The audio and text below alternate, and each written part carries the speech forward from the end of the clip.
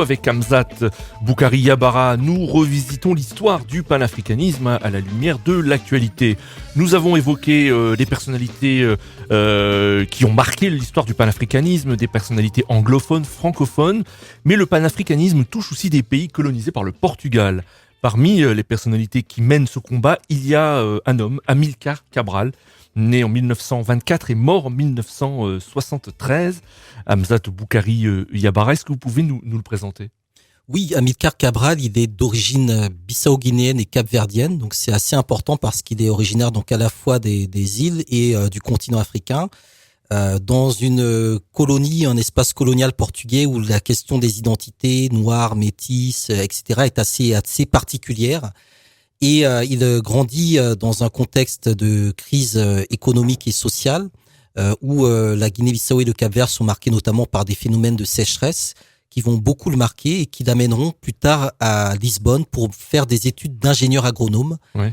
Et par la suite, avec son diplôme d'ingénieur agronome, il sillonnera la plupart des colonies portugaises pour justement faire un recensement de la population et également de la situation agricole de ces territoires, recensement au cours duquel il va, s'insérer dans le vécu des populations et ensuite construire une vision politique qui se superpose en fait sur l'organisation sociale des populations confrontées à leur environnement. Donc c'est quelqu'un qui dès le départ a conçu la question de la politique comme étant la capacité des sociétés à s'adapter à leur environnement et à vivre également en harmonie avec cet environnement-là. Donc c'était un ingénieur agronome de formation. C'est également un poète. Il a écrit beaucoup de poésie dans sa jeunesse, très influencé notamment par les auteurs de la Harlem Renaissance comme notamment Langston Hughes, qui lisait également beaucoup de littérature afro-brésilienne, de la littérature marxiste. Donc c'était quelqu'un qui était vraiment sur ces lignes de lutte des classes et qui va être l'une des figures les plus importantes de la décolonisation du continent africain entre le milieu des années 50 jusqu'à sa mort au début des années 70. Une personnalité aussi qui a eu beaucoup d'influence pour lui, comme pour d'autres d'ailleurs leaders panafricanistes, c'est Frantz Fanon. Oui, alors ils sont à peu près de la même génération, 24-25, et ils vont débattre sur des problématiques similaires, mais dans des contextes différents, notamment sur la question de la paysannerie ou du prolétariat, avec des positions, adaptées chacun à leur environnement.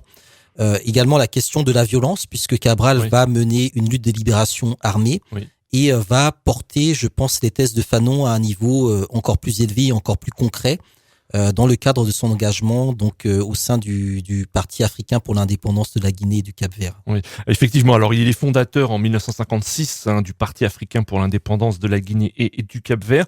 Il mène une lutte pour l'indépendance de deux États, la Guinée-Bissau et le Cap-Vert.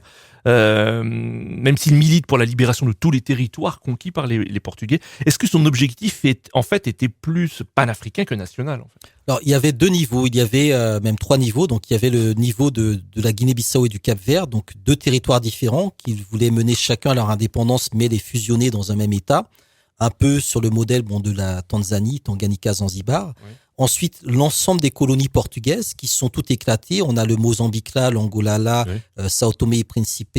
Donc, on a vraiment un espace colonial portugais éclaté, mais dans lequel ils voyaient en fait une continuité. Et enfin, inscrire l'ensemble des colonies portugaises dans le cadre plus global de la libération du continent africain. Donc c'est quelqu'un qui est réellement dans une vision panafricaniste et qui la déploie également à l'échelle internationale puisqu'il participera notamment en 66 à la conférence de la tricontinentale invité par Fidel Castro. Ce sera vraiment l'invité d'honneur de la tricontinentale de la Havane en 1966 parce qu'il incarnait à ce moment-là sans doute le révolutionnaire le plus le plus intéressant du continent africain.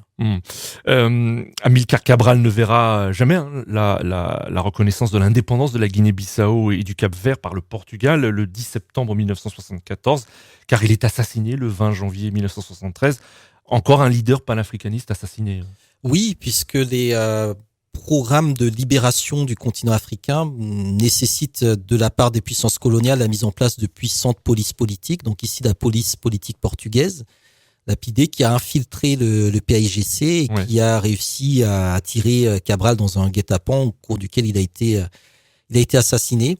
Effectivement, le 20 janvier 1973, donc à Conakry, donc il était basé chez Sékou Touré, qui était la base arrière d'un certain nombre de mouvements de libération. Néanmoins, je pense que c'est important de voir que Cabral avait fait, je dirais, le plus important du combat. Oui. Mais après sa disparition, le lien entre la Guinée-Bissau et le Cap-Vert, puis les luttes internes au PAIGC, Oui. font que et la Guinée-Bissau et le Cap-Vert vont prendre leur indépendance de manière séparée. Ils sont aujourd'hui deux États Oui. indépendants, chacun de leur côté, alors que dans l'idéal, dans la vision de Cabral, ils ne devaient former qu'un seul et même État. Oui. Quel bilan dressez-vous de l'action de Cabral? Est-il une figure très importante du panafricanisme aujourd'hui? C'est une figure très importante parce qu'il a théorisé beaucoup de concepts. Il a théorisé le concept du suicide de classe en disant qu'il était important pour les intellectuels africains de rompre avec leurs privilèges et de s'associer aux luttes populaires pour y gagner davantage, je dirais, de crédibilité. Il a également évoqué donc le concept du cancer de la trahison par rapport au fait que très souvent ce sont dans les luttes internes que les divisions apparaissent. Et puis il a beaucoup travaillé également sur le concept de culture nationale, de lutte de libération, en lien aussi avec d'autres thèses de Frantz Fanon où il soulignait qu'il était important justement de bâtir l'indépendance sur la culture. Il disait que la révolution africaine sera culturelle ou ne sera pas. Et je pense que c'est quelque chose qui est extrêmement important pour Cabral. La libération, l'indépendance est un acte culturel.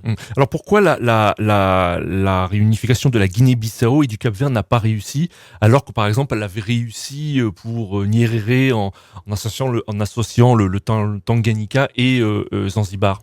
Alors parce que dans le cas des colonies portugaises, anciennes colonies portugaises, les puissances coloniales vont beaucoup jouer sur la division entre les populations dites noires et les populations dites métisses, en faisant comprendre que les populations métisses étaient plus évoluées que les autres et que d'une certaine manière, l'élite capverdienne avait beaucoup plus d'intérêt à ne pas s'associer avec la Guinée-Bissau. Donc, en fait, cette question raciale, on va aussi la retrouver sur le terrain de la lutte au niveau de l'Angola et du Mozambique et va être beaucoup manipulée par les forces réactionnaires pour empêcher en fait l'unification des différents mouvements de libération nationale. Oui.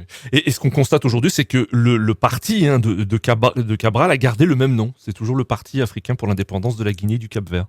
Oui, les partis ont gardé les mêmes noms. Bon, ce sont des noms historiques. Oui. Maintenant, du point de vue, je dirais, des politiques mises en place entre le Cap-Vert et la Guinée-Bissau, on n'est pas tellement sur de la complémentarité. Oui. On est beaucoup plus, je dirais, sur des logiques nationales, avec une Guinée-Bissau qui s'intègre davantage dans l'espace, on va dire, sénégambien, puis des îles du Cap-Vert qui sont beaucoup plus, je dirais, extraverties.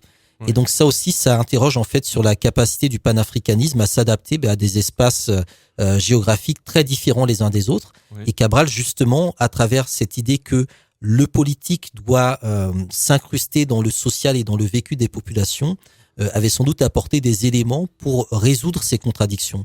Donc aujourd'hui, l'enjeu, c'est de relire Cabral et de voir dans quelle mesure les théories qu'il a pu construire à son époque peuvent être encore aujourd'hui réactivées pour rapprocher davantage les îles du continent africain.